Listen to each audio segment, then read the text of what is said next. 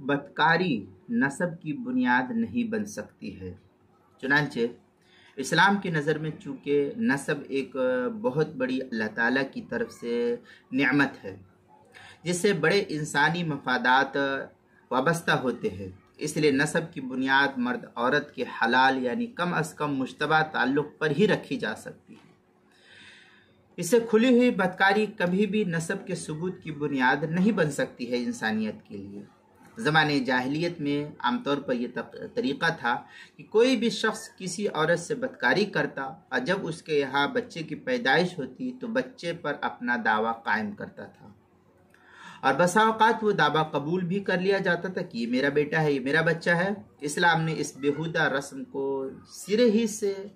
ملیح meat کر دیا اور برباد کر دیا، ختم کر دیا۔ چنانچہ ایک روایت میں ہے کہ ایک شخص نے نبی پاک صلی اللہ علیہ وسلم کے سامنے دعویٰ کیا کہ فلاں شخص میرا بیٹا ہے، اس لیے کہ میں نے اس کی ماں سے زمانے جاہلیت میں زنا کیا تھا۔ تو اس پر نبی اکرم صلی اللہ علیہ وسلم کا یہ ارشاد ہے، لا دعوت فی الاسلام ذہب امر الجاہلیت الولد للفراش وللآہر الحجر۔ یہ سنن ابی داؤد کی روایت ہے، کتاب الطلاق باب الولد للفراش، جلد نمبر 1 صفحہ نمبر 310، حدیث نمبر 2274، مشکات المصابیح باب اللعان صفحہ نمبر 288۔ مطلب یہ ہے کہ اسلام میں اس طرح کی دعوے کی اسلام میں اس طریقے کے دعوے کا کوئی اعتبار نہیں ہے۔ جاہلیت کا معاملہ مٹ چکا ہے، بچہ فراش یعنی ناکح یا آقا کا ہے، اور زانی کے لیے پتھر کا ڈھیلا ہے یعنی وہ نامراد ہے۔ اور اگر زیادہ کچھ ہے تو پھر اس کی تفصیل جو سورہ نور کے اندر نقل کی گئی ہے، اس کی زانی کے لیے جب اقرار کر لے تو کیا صورتحال ہے، وہ سب صورت جو ہے بحث ہے، یعنی اس کو رجم وغیرہ کے سلسلے میں جو تفصیل ملتی ہے وہ ایک الگ بحث ہے۔ بہرحال وہ یہاں نہیں،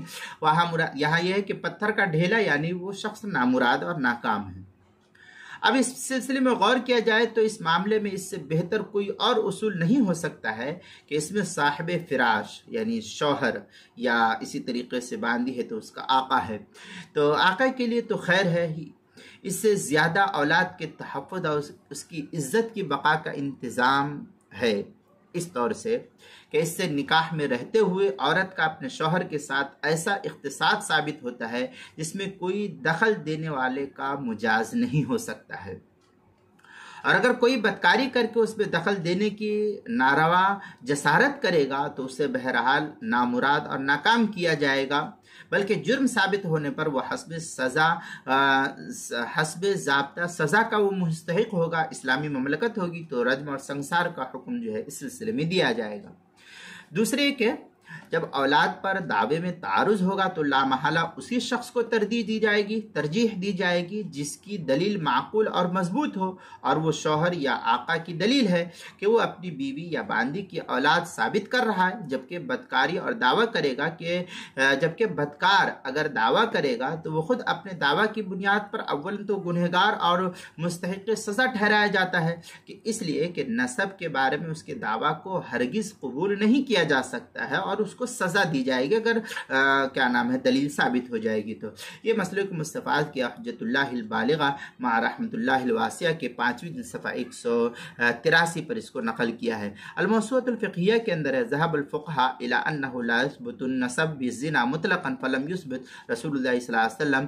ولا احد من اہل العلم بالزنا نسبا۔ اس طریقے کی عبارت جو ہے آگے ہے، الولد للفراش وللعاہر الحجر۔ یہ موسوعۃ الفقہیہ تحت نسب جلد نمبر 40 صفحہ نمبر 237 جو کویت کا چھپا ہوا نسخہ ہے۔ اسی طریقے سے کتاب المسائل کی 5ویں جلد صفحہ 416 اور 417 پر بھی اس کو نقل کیا گیا ہے۔